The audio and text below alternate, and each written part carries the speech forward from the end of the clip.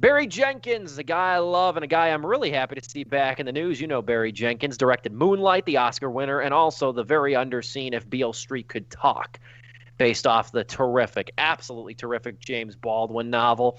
I don't talk about books a whole lot. I promise I do read, but I don't talk about books a lot. And that's a book you should read, If Beale Street Could Talk by James Baldwin. Moreover, though, Barry Jenkins was announced this week that he will direct the Lion King sequel. What a lot to unpack in that headline right there, because I was, for one, the Lion King, not a good movie, not the live action one, not a good movie at all. But I like me some Barry Jenkins. And before people are like, oh my God, they tapped Barry Jenkins to direct a Lion King movie, Disney's getting him, this independent, sort of artistic director. It's not unforeseen. You had David Lowery, who made A Ghost Story, one of the best movies of the decade, I'll go as far to say. He made Pete's Dragon. You had Alex Ross Perry, one of my favorite writers and directors, too. He co-wrote Christopher Robin, the Winnie the Pooh movie from a couple years ago. And you had Miguel Arteta, who did Alexander and the Terrible, Horrible, No Good, Very Bad Day. And that was a damn decent Disney movie. That was a great book. I grew up reading it. They made it into a pretty good movie, I'll say that much. Hell, I'll even say, like, Jon Favreau, yeah, I know he's known for, like, Iron Man and everything, but his smaller films, like Chef or even Swingers, I mean, they picked him up, gave him the Jungle Book, and, yeah, they gave him the Lion King, which I have not seen the live-action one based on what everybody tells me about it, but the Jungle Book is great. Yes. So, yeah, Disney, this is not unheard of. And I know it's not Disney, but, like, directors make their leaps at different times. Nikki Caro just directed Mulan, and she made a lot of sort of understated movies like North Country and Whale Rider. And again, I was saying this wasn't Disney, but even Mark Webb, who made The Amazing Spider-Man 2, he did 500 Days of Summer prior to that. Yeah, so it's not surprising. I hate when people act so damn surprised when they tap like indie or low-key directors to make these big budget movies. It's like these directors make it big in some capacity. They got to have a first. They're still a director. Like, I mean, I don't know what like it's so shocking about this. And I mean, if you support, like, I love David Lowery. I said before, I love Alex Ross Perry, and I really like Barry Jenkins. I'm glad to see them get these bigger projects. I kind of wish it wasn't a Lion King sequel, if I'm being 100% real over here. But it's not a shock that they tap somebody like Barry Jenkins.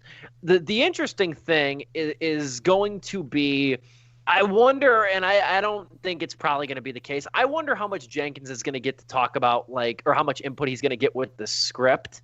That would be my calculation too, because it's getting tiresome to keep saying how beautiful looking these Disney live action remakes are. We just reviewed Mulan a couple weeks ago, because they are. They're like inherently gorgeous. They cost 9-figure budgets. Of course they're going to look damn good. If not, we got a serious issue over here. And Barry Jenkins is a visual storyteller. So I'm interested in that part of it, but I'm not really jumping for joy at the thought of having to watch another live action Lion King movie after this one that came out last year sucks so hard. Joe, your thoughts on Barry Jenkins directing a Lion King sequel? Wow. Okay, I have to come clean. I still have not seen Moonlight. So if you want to take my credit card away, go ahead. Wow. That's a bomb. I'm so sorry. But I'm excited for this because I did see If Beale Street Could Talk, and I thought that was great.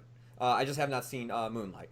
I'm excited for this because finally we're getting to the point with these live action remakes of the Disney films that I was interested if they were actually going to do, and that is, are you actually going to try to do the sequels to these movies but actually do them better? Because a lot of these animated sequel movies that went straight to DVD kind of suck. Mulan 2, The Little Mermaid 2, all of these, they're really bad. They're really bad follow-ups to, like, some of the classic Disney, like, Golden Age animation films. So if they a lot of them are direct-to-video, too. Oh, yeah, Aladdin 2, Jafar's Revenge. Like, I mean, the only one that I think is actually, like, praised is The Lion King 1.5, which is, like, from the point of view of Pumbaa and Timon. But, yeah. like, I don't think I think there is a Lion King 2. And if there is, that just shows Yeah, that, I think it's Simba's Pride. Yeah, that's what it is. Like, again, totally undercuts, like, everything that the original movie was and sucks. But now you have a chance to take something that's not as good and actually do something better with it, or do a different take on that story. Because, like, even in this article by Deadline, they even talk about, like, the plot's being kept under wraps and everything right now. But it could explore, the mythology of Mufasa's origin story. I love the comparison to The Godfather 2, which, even though I haven't seen the film, I know like it does go into Don Corleone's origin, which, hell, I would be so down for that. Me. I like that reference. You are putting, the moment you make any Godfather comparison, you are putting yourself in a world of like, oh, okay, are you really sure you want to do this? But hey, Mufasa, sure, okay. Sorry, Joe, finish your point. No, you're fine.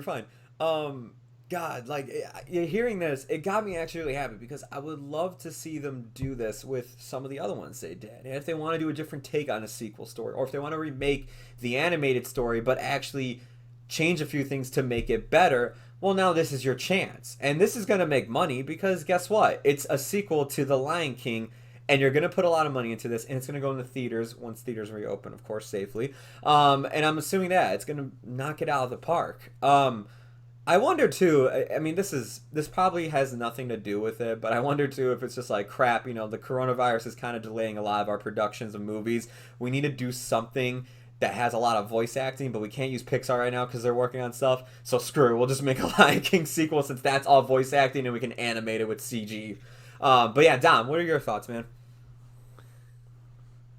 Just the fact that it's a sequel as opposed to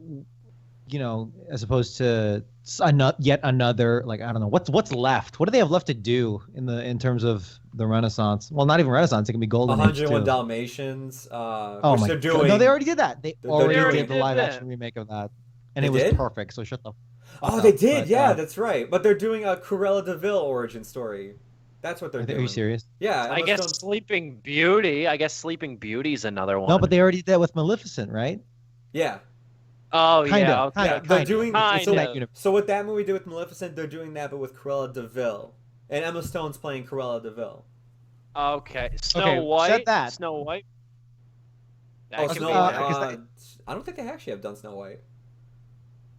Oh well, I mean, other people have done Snow White, like Mirror Mirror and Snow White and the Huntsman and all that stuff. I don't know if that was. I don't think that was Disney commissioned, but yeah. Anyway, I asked because like I'm just.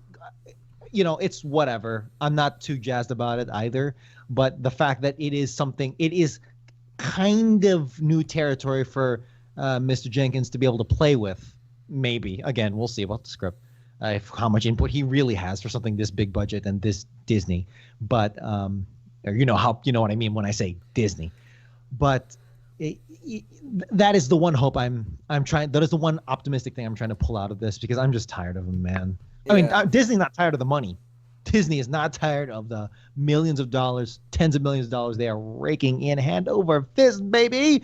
But just as a filthy critic who wants to see good art, and it's whatever. I'm gonna do you one worse. I have not seen Moonlight nor If Beale Street Could Talk, but I did see La La Land, and that's all that really matters. This show next week is just gonna have Steve. It's just gonna have Steve on it. Sir Hacks. Hey, yo. Go ahead. Sorry. Go ahead. Finish. I was gonna say the last point I wanted to make with this though is that I wonder because, like I said, this is another reason I hate this new world we live in too. Because like the studios don't report like video on demand earnings for movies. For new movies that are out, they don't report that. I wonder if them greenlighting a Lion King sequel so quickly like this and out of nowhere is a testament to maybe Mulan didn't do as well as they thought it would on Disney Plus. That's another thought I had in my mind. You're never gonna know for sure, but I just thought that point worth mentioning. I got one more. And I do agree with you, Steve. I wish he was handed something a bit better than a Lion King sequel when it comes to a big budget thing. Because I literally just thought about this.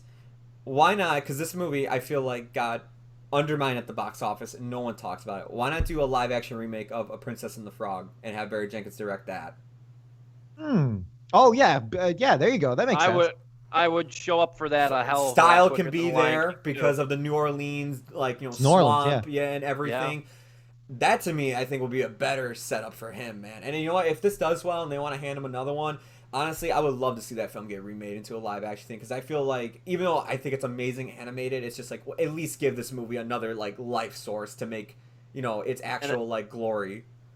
And I got a lead actress for you too. How about Quvenzhané Wallis from Beasts of the Southern Wild? There you go. There you go. Quvenzhané Wallis. That's a name we do not talk about too much anymore. You know what? Which is John sad. David Washington it, is the prince. What did you say? I said John David I would say we don't talk Washington about it because no one else knows how's to say it except you. But because you actually put in the effort to look him up, so I appreciate it. But yeah, dude, as long as this movie has a scene where Mufasa drives up to an Italian villa and freaking murders his mother's murderer by like cutting him up across the torso, and then Mufasa's mother's killer goes, "Ay, Dios mío," and then he just like, and then his friend gets blown up. I need to watch The Godfather Part 2 again. I like that movie. Actually, here's one thing: if they do this whole origin thing, I swear to Christ, I do not want to see the origin to Scar's Scar. I do not want to see that. If that happens, I'm what's happening, dude. I don't want it to happen. I don't want to see that. That's something we don't need to see. Yeah, we're all jumping for joy over a Lion King sequel for sure. Happy Barry Jenkins is getting work. If nothing else, I like the guy. I think he's a hell of a director. I think he's a hell of a writer too. Yeah. So I'm happy. I was happy to see that he could get a big project and get that check, man. That's like like I said, I always talk about, loving football and stuff. Get paid, man. Get paid. You got to do it, man. These times are tough in this economy, as I like to say too.